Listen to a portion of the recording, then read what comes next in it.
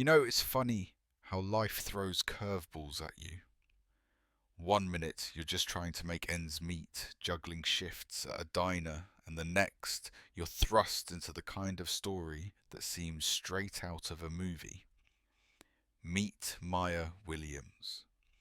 She was just a waitress at the Rose Diner, scraping by on tips and hoping that maybe, just maybe, her luck would change. But most days, it felt like the universe had overlooked her entirely. After spending her childhood bouncing between foster homes, she had learned what it meant to hope for the best while preparing for the worst. On one particular stormy evening, as raindrops hammered against the diner windows, there was an old man sitting alone on a bench, dressed in expensive but undeniably soaked clothes, his eyes vacant as he stared out into the abyss. I remember Maya's internal tug of war so vividly. The diner owner, Carl, scoffed at the thought of helping him. Just another stray Maya, he'd said, shrugging it off, as if kindness was an unnecessary burden. But for Maya, it was different. She couldn't just turn her back. The weight of her past had taught her something powerful. Everyone deserves compassion, no matter how rough things get. So she risked it all, her job, her stability, everything to offer him a bowl of soup. What happens when the world ignores someone who has the power to change it? That's the question that redefined her life, setting in motion a chain of events that would alter not only her future, but the fate of a reclusive billionaire too. This isn't just a tale of chance. It's a story of resilience, redemption, and unexpected connections that remind us all of the extraordinary potential in our everyday encounters. The moment I crossed that threshold, I could feel the uncertainty hanging in the air, thick enough to choke on. Carl's voice echoed in my mind, sharp and dismissive. Maya, don't waste your time on that old man. He's just another nobody. You'll ruin your shift. Nobody. Those words cut deep.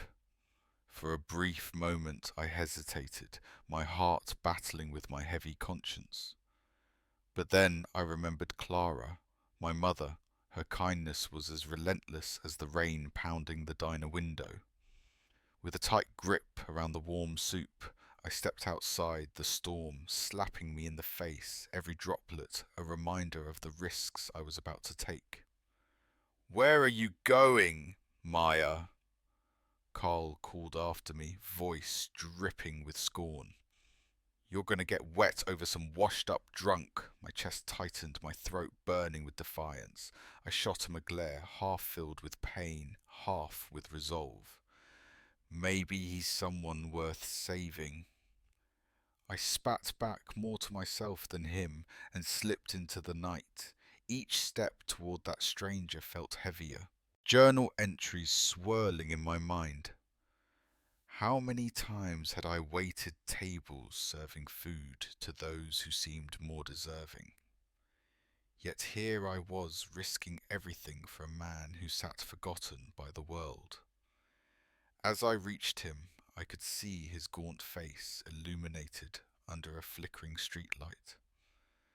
"Sir," I approached, my voice barely a whisper. "I brought you some soup." There was a flicker of life in his tired eyes, a spark finally igniting in the shadows. But inside, anger bubbled over. How could Carl think he had the power to label the unworthy? "You'll regret this," I had heard too often. The world loved to laugh at those who cared, but with every laugh it only fueled my fire. I refused to let it go out. Escalation. Ah, the sweet taste of chaos when you're trying to do the right thing. So there I was standing knee-deep in rain, balancing a warm cup of soup on one hand, while holding the door to a hospital with the other, feeling like some kind of deranged superhero. Except, spoiler alert, I left my cape in my other pair of jeans. You'd think a hospital would be a haven for compassion, right? Nope. The nurses gave me looks like I was trying to sneak in a rabid raccoon rather than a near-drowned elderly man. We need ID, they said, arms crossed, tighter than a TSA agent on the lookout for concealed weapons. I mean, hello. He was literally wearing his life jacket, metaphorically speaking, and all I could think was, I'm sorry, do you accept I was just following my heart? As valid identification. So I pushed through. I couldn't just drop him there, right? But with every passing minute, it felt like the world was more conspiring against me. It's amazing how a room full of people can feel emptier than a diner at 3 a.m. when you're standing there slinging excuses at the wall, trying to convince everyone that Mr. Park, yes, Mr. Park, not John Doe, aka the world's grumpiest walking dollar sign, actually mattered. But here's the kicker. Every rejection sparked something in me like a tiny flame trying to survive in a hurricane of doubt. I didn't know who he was yet, but I could see flickers of a man in his eyes, someone who'd been lost somewhere along the way. And that was enough.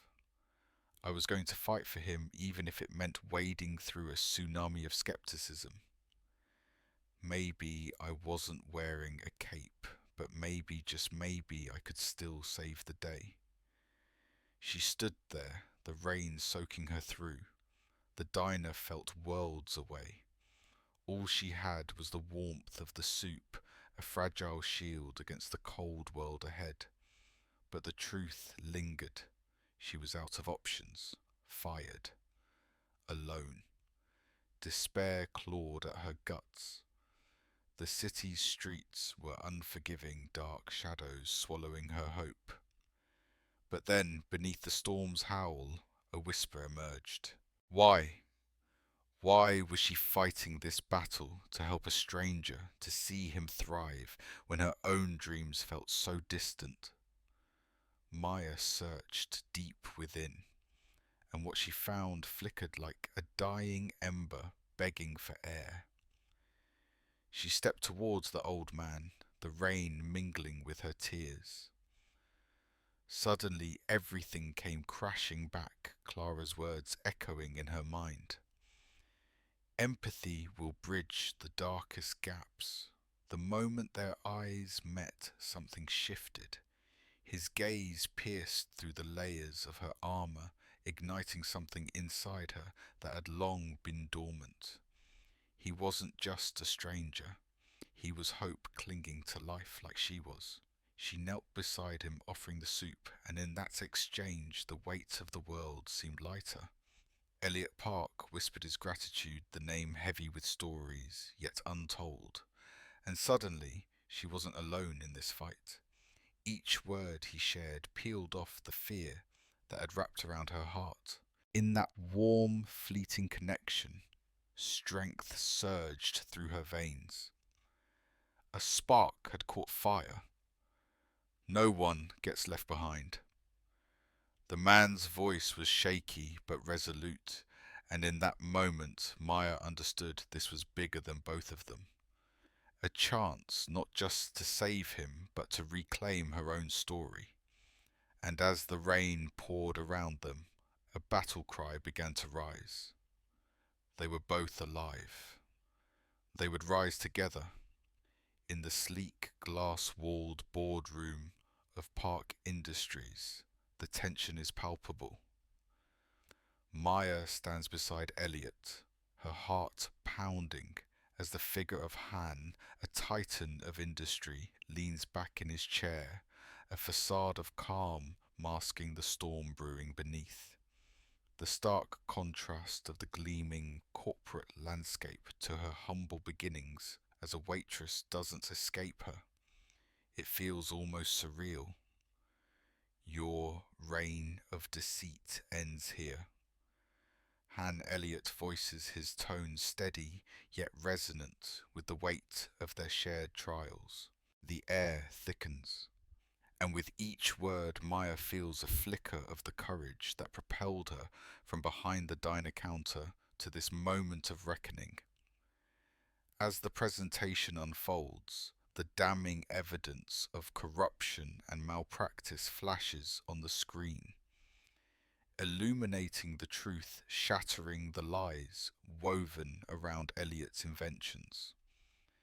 Midway through an impactful statistic, Han's arrogance cracks his confident smirk, forced to wane, while the realization dawns that greed can't easily extinguish truth.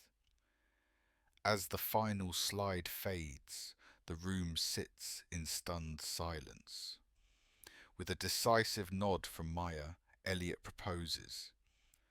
Not just justice, but a path forward, a vision for renewable energy that echoes Clara's dream to harness the sun's power.